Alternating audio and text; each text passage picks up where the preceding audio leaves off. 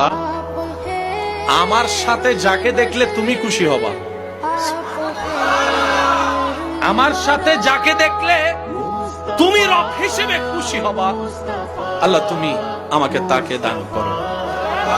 আল্লাহ আমাকে এমন একজন জীবন সাথী দাও যার সাথে প্রতিদিন না হলেও মাঝে মধ্যে হলো গভীর রাতে ঘুমটা হারাম করে তোমার দরবারে তাহাজ্জুদের সিজদা দিতে পারবো। সুবহানাল্লাহ।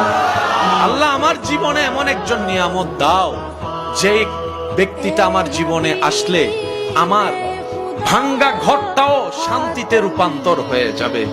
আল্লাহ আমার জীবনে এমন একজন সাথী দাও যেই সাথীর পেট থেকে, যার মাধ্যম থেকে আল্লাহ তোমার প্রিয় বান্দা আও ওয়ালাদিন সালিহিন ইয়াদউ লাহু এমন সন্তান দুনিয়াতে আসবে, এমন নেককার জীবন পার্টনার আমাকে দাও। বলেন সুবহানাল্লাহ।